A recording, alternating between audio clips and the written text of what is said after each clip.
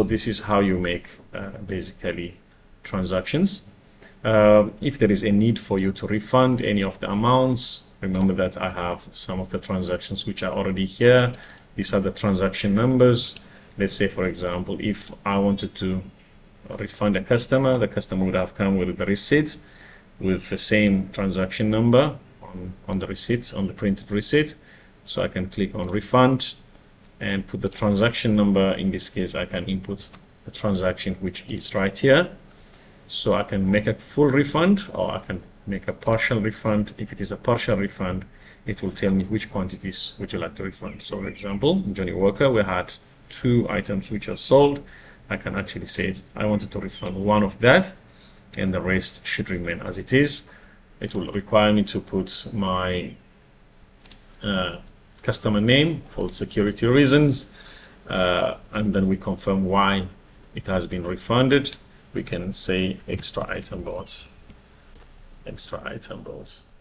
So with the refund payment method, I can say now we refund you with cash, proceed with refund, and that will refund, and it will print a refund receipt. So that will show also on the history here. There has been a partial refund of that receipt on order history, and you'll be able to see also on the Cash App that amount will be deducted from the total amount which you would need to cash up at the end of the day. While we are using this screen, if you do have a 2-screen display, you can actually choose customer display to display. This is only for those point of sale machines which have got 2 screens with a customer display. If you click on it, it will show you that this is how it will indicate on the customer side. So this is our screen. So the moment I am scanning items, the customer will be seeing on the other side what you have been actually inputting here. But this only applies for point of sale machines which have got a double screen.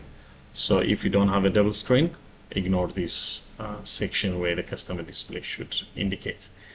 Otherwise, customer will be seeing exactly what you are capturing here with all the amount which is due on their side.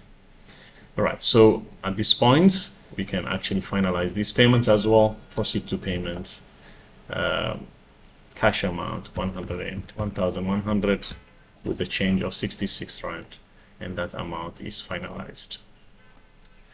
Right, so once you make a sale at the end of the day, you can make a Cash App. By the way, you can log out and log in at any time of the day, and Cash App can be done at the end only. So if I log out here, the session which I had opened earlier will still remain open until I Cash App. So if I go back to Retail Post and log in, it will tell me you are resuming, or you are continuing from the session which you have opened earlier. So click on OK. That will take you to the same screen, and as you would see here, the logged in user is John Peters, and the session was open earlier today at 11 o'clock. So when the session closes, that means we are closing the session which was open on this day and time. Right, so let's go to Cash App screen. We can do Cash App here. When we do Cash App, it will automatically show us how much of cash sales we have made and how much of card sales we have made. So we do Cash App of the cash sale mostly. So 1,210 rand is the amount which is due to in the cash drawer. So I count that cash and display each and every amount which is in a cash register. For example, if I do have 3 200 rands and 4 100 rands and 2 50 rands and 5 20 rands and 1 10 rand, then I do my Cash App exactly like that, and it will show me here that the amount is correct and I have no short or over amount. And then I scroll down and I click on Submit Cash Count. So this will automatically do the cash up. It will print the cash up receipt and log you out of the session. This should be usually done at the end of the day.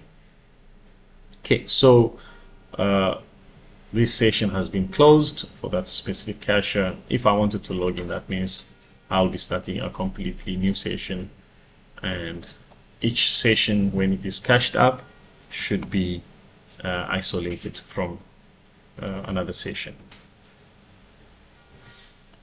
All right, one more thing here. If we are a cashier here, once again, if I log in, there is also an option where we will be doing different pricing. So if I do have, for example, an item here, and if I wanted to change the price of this item, I can click on the blue icon here, and it will give me a list of all other optional prices which I have.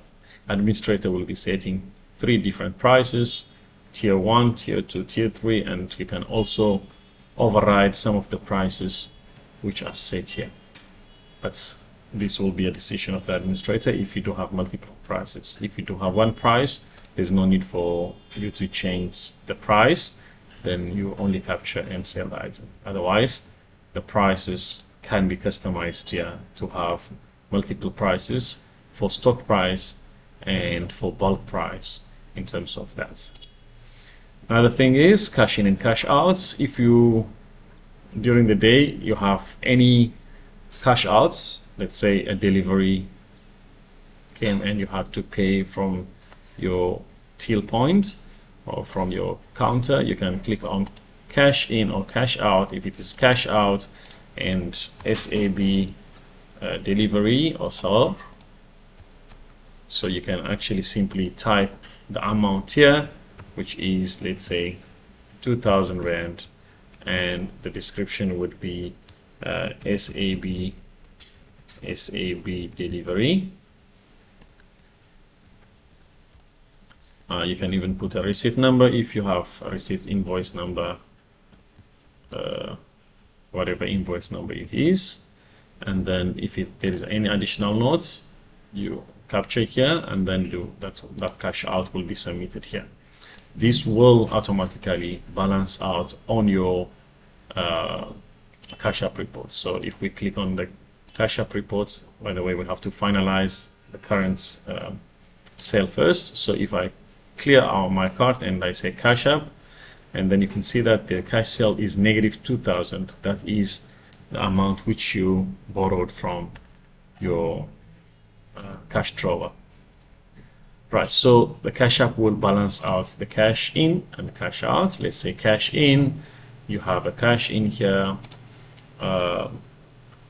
amount of 2,000 Rand, paid, outstanding amount, a customer, so and so. Let's say here, Peter borrowed some money and he paid his outstanding amount. So we can say Peter paid the outstanding amount or borrowed amount. If I say submit, then 2,000 Rand is added to my cash app, and you would see that it will balance out, and the balance will be 0 in this case. Right, so this is how we do cash app. Another option here is if you do have some items here captured, and you do have more than one price for each item, you can actually select a price default into tier 2.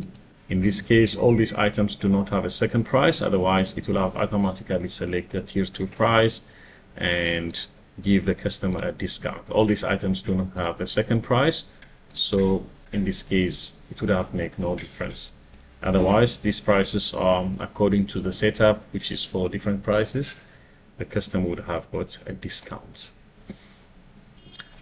All right, so if you do have a customer, multiple customers waiting, and the customer which you are currently serving is undecisive or undecided about this transaction, or he wanted to wait until either confirmation, or he wanted to pick up another item from the shelf, you can actually suspend this transaction. You can click on suspend, and you can write the customer name or any any reference number. You can say customer number 1, suspend the transaction, and that will be saved until that customer comes back.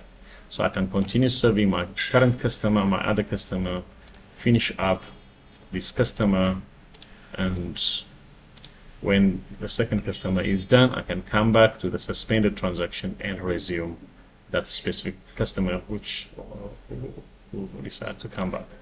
So if I click on resume, it will put up the items back to cart, and you can simply proceed with payments and end the transaction. Right, so this is the retail part of it. Once you're done, you can do reprint of receipts in case the printer stack or some error happens during the transaction. You can reprint receipts, but this is normally done by administrators to avoid duplicate of receipts. Right, so this is all about the retail parts. I'll take you through other videos on the admin parts. Have a good day.